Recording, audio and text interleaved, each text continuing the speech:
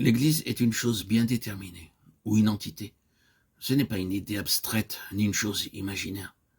C'est une réalité non seulement dans la pensée de Dieu, mais aussi dans son existence actuelle, quand elle est considérée selon sa véritable constitution, et non pas selon l'idée de l'homme.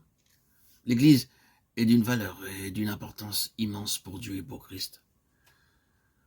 Elle est déclarée être sa plénitude. Toutes les plus grandes vertus de Christ, sa plénitude, sont pour l'Église, dans l'Église et par l'Église.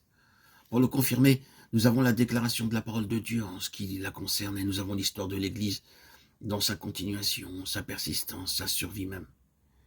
Et s'il nous faut davantage d'évidence quant à son importance et sa valeur, nous pouvons toujours en trouver dans un certain domaine qui manifeste une sollicitude très irreligieuse pour les intérêts de Dieu.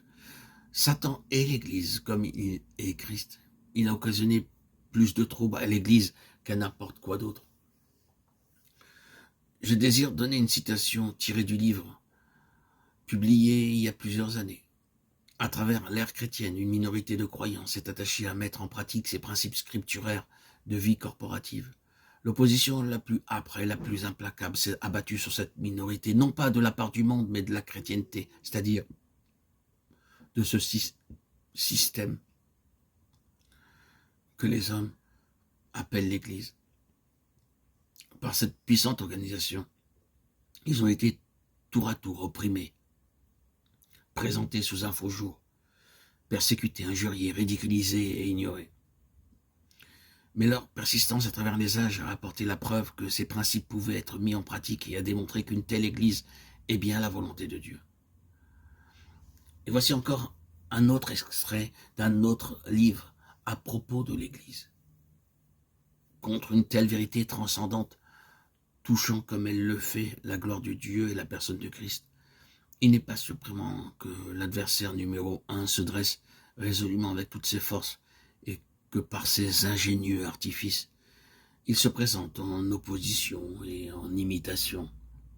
Effectivement, il y a une chose que Satan est, autant que le Seigneur Jésus lui-même, c'est l'Église, et toute véritable représentation de l'Église.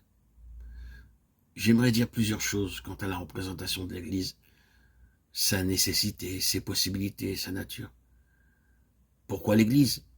Je pense que la meilleure façon de répondre à cette question est de consulter les représentations ou les diverses figures de l'Église, les noms différents qui lui sont donnés dans la parole de Dieu.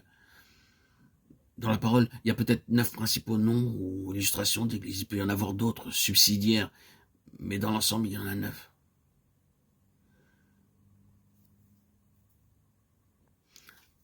La première description donnée à l'Église est la maison de Dieu. La deuxième est qu'elle est représentée par le tabernacle.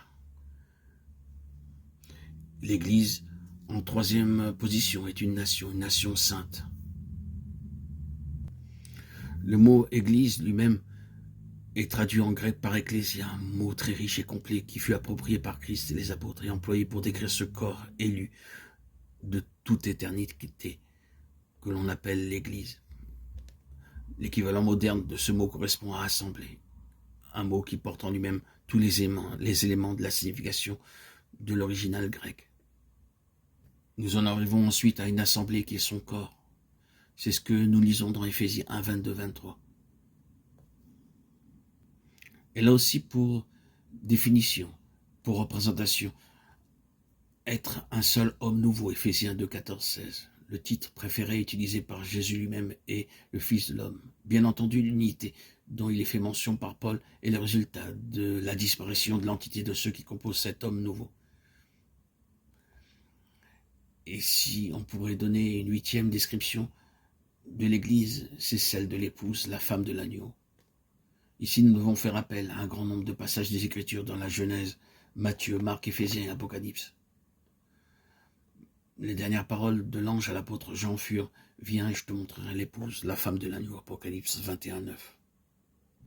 La dernière représentation est celle de la cité. À la fin de l'Apocalypse, il nous est rappelé que l'ange, après avoir dit « Viens ici, je te montrerai l'épouse, la femme de l'agneau » Apocalypse 21, 9, enleva l'apôtre en esprit sur une grande et haute montagne et il me montra la sainte cité, verset 10. Telles sont toutes les présentations qui nous sont données de l'Église, lorsqu'à la fin, l'œuvre sera terminée.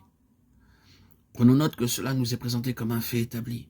Présentement, nous pourrions très bien désespérer que cela puisse jamais être réalisé, mais cette révélation prophétique nous ont été données pour nous montrer exactement ce à quoi l'Église ressemblera à la fin. Peu importe comment sont les choses maintenant, bien qu'il nous importe en effet de savoir comment elles sont. Cependant, dans un autre sens, peu importe comment sont les choses, car nous voyons comment il en sera à la fin. Afin que lui se présentât l'assemblée à lui-même, glorieuse, une assemblée sainte, pure et sanctifiée, n'ayant ni tache, ni ride, ni rien de semblable, mais afin qu'elle fût sainte et irréprochable. Éphésiens 5, 27.